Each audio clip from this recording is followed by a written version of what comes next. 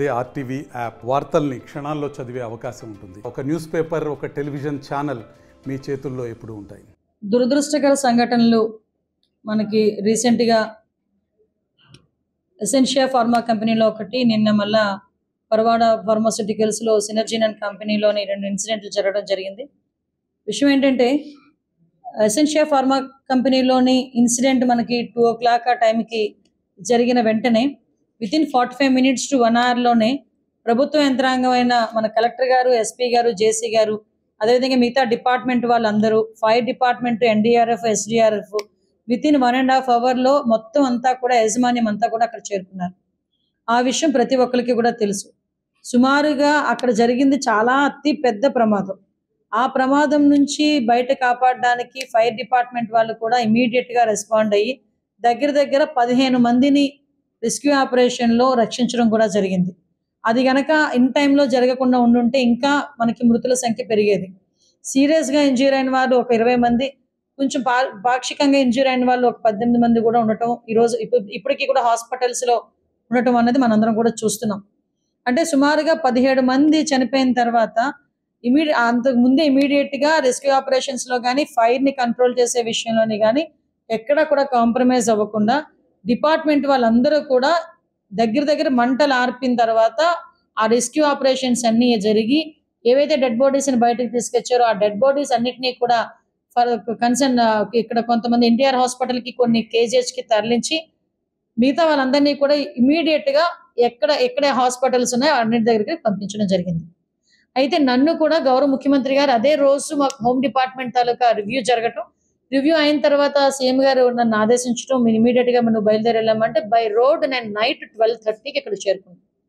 12:30 నుంచి మరుసటి రోజు చంద్రబాబు నాయుడు గారు వచ్చి వెళ్ళినంత వరకు కూడా నేను ఆ ఫార్మా కంపెనీ దగ్గర నేను కూడా స్టే చేశాను. అంటే సుమారుగా అక్కడ ఎటువంటి ఇబ్బంది కలగకూడదు, ఫర్దర్గా ఎటువంటి సంఘటనలు జరగకూడదు. అక్కడ జరిగిన వాటికి వాళ్ళకి సహాయ చర్యలో పాల్గొనాలి. నెక్స్ట్ డే సీఎం గారు వస్తానన్నారు. ఆ ప్రోగ్రామ్ కూడా మనం ఒకసారి దగ్గరుండి సార్కి అన్ని చూపించాలి, ఎక్స్ప్లెయిన్ చేయాలని ఒక మంత్రిగా ఉన్న నేను, కొనతాల రామకృష్ణ గారు మాతో పాటు ఎర్లీ మార్నింగ్ 5 o'clock వరకు మాతో పాటు ఉన్నారు. నేను ఎందుకు ఇవన్నీ చెప్తున్నానంటే, నిన్న పులివెందుల ఎమ్మెల్యే గారు ఇక్కడికి వచ్చారు. వచ్చి ఉషా ప్రైమ్ హాస్పిటల్లో ఉన్న వాళ్ళని సందర్శించి బయటకు వచ్చి ప్రభుత్వ యంత్రాంగం పట్టించుకోలేదు, అధికారులు ఎవరు రాలేదు, మంత్రులు ఎవరు రాలేదు, మంత్రులు ఎవరు స్పందించలేదు. అంటే ఈయన సాక్షి టీవీ కాకుండా మిగతా ఛానల్స్ కూడా చూస్తే అసలు ఎవరు వచ్చారు అక్కడికి, ఎవరు స్పందించారు, ఎందుకు ఇమీడియట్గా ఏ సహాయ చర్యలు తీసుకున్నారన్న సంగతి తెలియకుండా ఏదో మైకులు పెట్టారు కదా, నాకు ఏదో సవాల్ మీద పేరలు ఎలుకునే టైం వచ్చింది కదా, నేను వచ్చి మాట్లాడతాను అనుకుంటే కనుక అవ్వదు కదా. ఈరోజు మేమందరం అంత సిచ్యువేషన్స్లోని కూడా ఫైర్ డిపార్ట్మెంట్ వాళ్ళు లాంటి వాళ్ళు కూడా వచ్చి 15 మందిని కాపాడటం, ఎన్డీఆర్ఎఫ్, ఎస్డీఆర్ఎఫ్ వాళ్ళని కూడా క్లియర్ చేయటం, ఎక్కడ ఎటువంటి ఇబ్బంది లేకుండా కనీసం పబ్లిక్ ఏదైనా మళ్ళా కోపాలకి గురి కాకుండా వాళ్ళని కన్విన్స్ చేసుకొని ఇన్ని మేమందరం కూడా చేసి, అది కూడా ఏంటి, యాజమాన్యం స్పందించలేదు.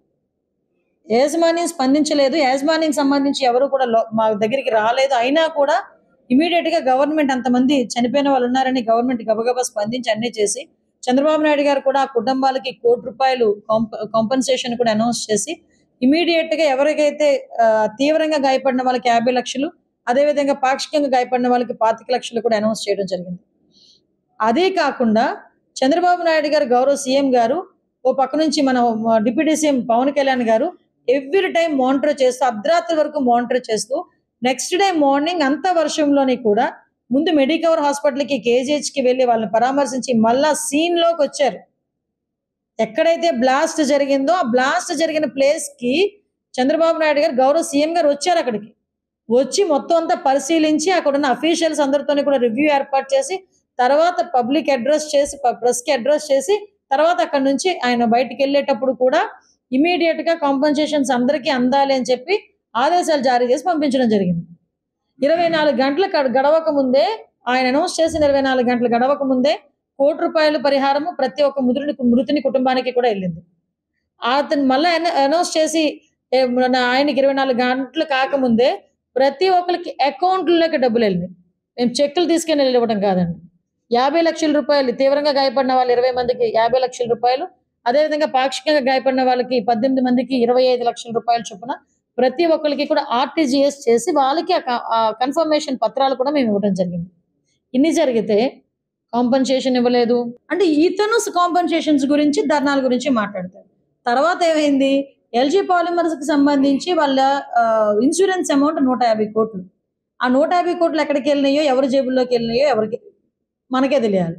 ఇంకొకటి ఇమీడియట్ గా సూపర్ స్పెషాలిటీ హాస్పిటల్ అక్కడ కట్టేస్తానని చెప్పి ఒక పాడుపడిపోయిన ఒక స్కూల్ బిల్డింగ్ తీసుకొని, నాకు ప్రింట్ ఇక్కడ రాలేదు, లేకపోతే మీకు ప్రింట్ కూడా ఇచ్చేదాన్ని, స్కూల్ బిల్డింగ్ కూడా తీసుకొని దానికి 50 కోట్ల రూపాయలు తీసుకొని 2 నెలల తర్వాత ఆ బోర్డు తిరగేసేసి ఇప్పటికీ కూడా అక్కడ హాస్పిటల్ లేదు, ఏమీ లేదు, ఇంతకు ముందు ఆ స్కూల్లా అని చూపించిన అది అలానే ఉంది. ఇదిగో అది ఏదో కాదు, నేను విత్ ప్రూఫ్ చూపిస్తాను. ఇది school building, old school building ని తీసుకొచ్చి హాస్పిటల్ కింద కన్వర్ట్ చేస్తున్నామని 2 బోర్డులు పెట్టి సూపర్ స్పెషాలిటీ హాస్పిటల్ అని 50 కోట్ల రూపాయలు, లిటరల్లీ 50 కోట్ల రూపాయలు తీసుకొని ఈ రోజుకి కూడా అక్కడ హాస్పిటల్ లేదు. వీళ్ళు నైతికత గురించి, అదే విధంగా కాంపన్సేషన్స్ గురించి కూడా మాట్లాడతారు.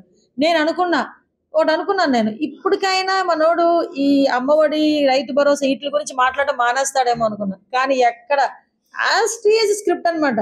నేను వాళ్ళ స్క్రిప్ట్ రాసే వాళ్ళని కూడా అడుగుతా, కొంచెం స్క్రిప్ట్ మార్చండి ఆయనకి, ఎక్కడికి వచ్చినప్పుడు ఏం మాట్లాడాలో చెప్పండి కొంచెం. చనిపోయిన వాళ్ళ దగ్గరికి వచ్చి నవ్వుతూ మాట్లాడతాడు, వాళ్ళతో సరదాలు చేస్తాడు, అక్కడ కూర్చొని అక్కడ ఒంట్లో బాగోక వాళ్ళు బాధపడుతూ ఉంటే అక్కడ కూర్చొని సరదాలు చేస్తూ ఉంటాడు, నవ్వుతూ ఉంటాడు. పోనీ పక్కన పెట్టండి, అది అయిపోయిన తర్వాత బయటకు వచ్చి నేను ఉండుంటే ఇది వచ్చేది, నేను ఉండుంటే అది వచ్చేది.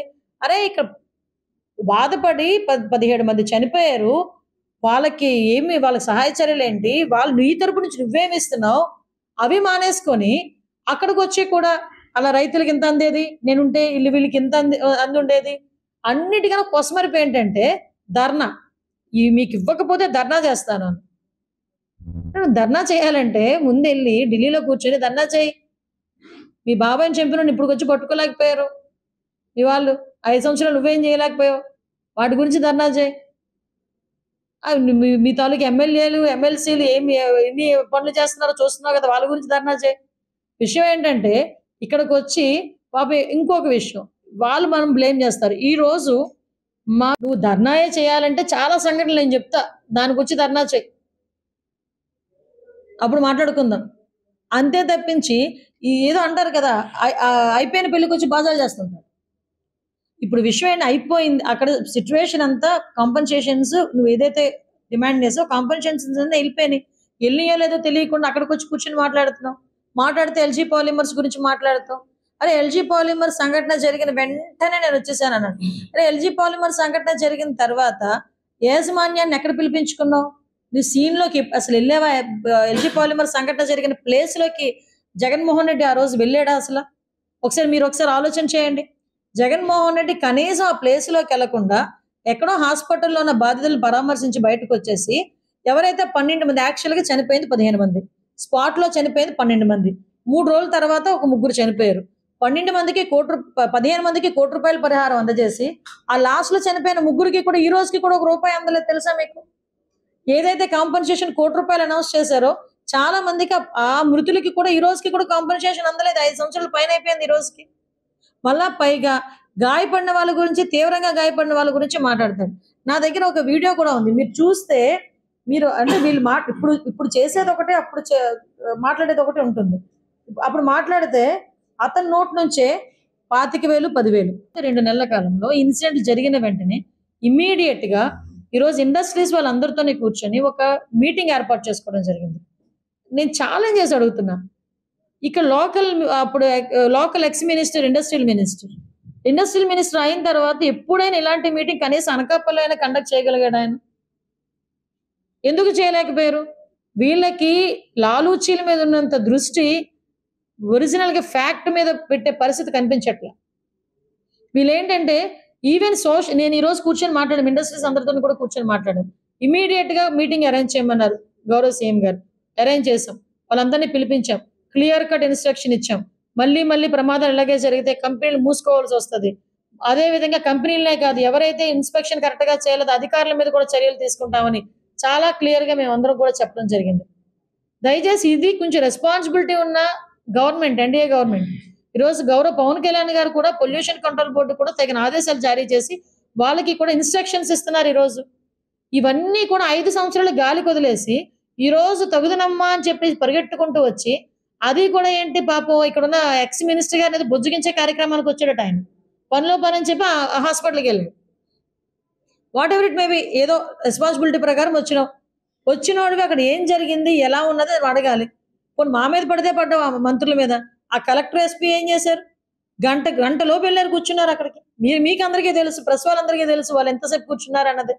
వాళ్ళని కూడా బ్లేమ్ చేస్తావు అంటే విషయం ఏంటంటే, ఎక్కడైనా ఏదైనా అవకాశం దొరికితే ఏదో రకంగా గవర్నమెంట్ మీద బురద జల్లాలి అన్న పరిస్థితి తప్పించి అంతకు మించి వేరేది ఏమీ కాదు.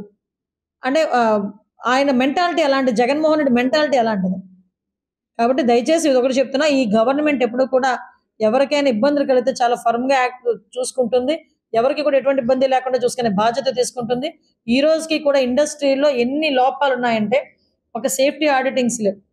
సేఫ్టీ ఆడిటింగ్ జరిగిన తర్వాత పోనీ సేఫ్టీ ఆడిటింగే చేశారనుకోండి, సేఫ్టీ ఆడిటింగ్ జరిగిన తర్వాత మీ కంపెనీలో ఈ ప్రికాషన్స్ తీసుకోవాలి అని చెప్పిన తర్వాత ఆ ప్రికాషన్స్ తీసుకున్నట్టుగా కనీసం ఒక ఇన్స్పెక్షన్ కూడా జరగల ఈ రోజు వరకు కూడా.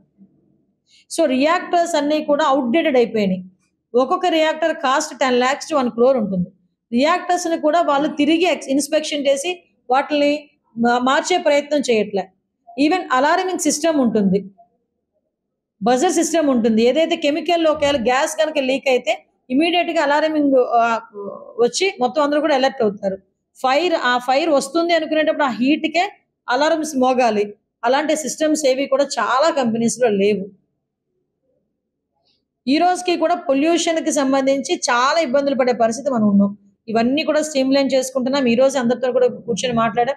కమింగ్ సూన్ ఒక హై లెవెల్ కమిటీ, ఒక ఇండస్ట్రియల్ వాళ్ళతోని, అదేవిధంగా అఫీషియల్స్ తోని, ప్రజాప్రతినిధులతో ఒక కమిటీ ఏర్పాటు చేసుకొని ఇమీడియట్ గా ఇలాంటివి ఎక్కడ జరగకుండా చూసుకునే బాధ్యత గవర్నమెంట్ తీసుకుంటుందని మీ అందరికీ కూడా తెలియజేసుకుంటూ, అవాస్తవాలు అబద్ధాలు చెప్పడం అన్నది జగన్మోహన్ రెడ్డికి ఏదో అంటారు కదా వెనతో పెట్టిన విద్య. అలాంటివన్నీ మానుకుంటే ఆ కనీసం తర్వాత 11 మిగులుతాయి. మరిన్ని వీడియోస్ కోసం ఛానల్ ని సబ్స్క్రైబ్ చేయండి. లేటెస్ట్ అప్డేట్స్ కోసం వాట్సాప్ ఛానల్ ని ఫాలో చేయండి. అండ్ లింక్ డిస్క్రిప్షన్ లో ఉంది.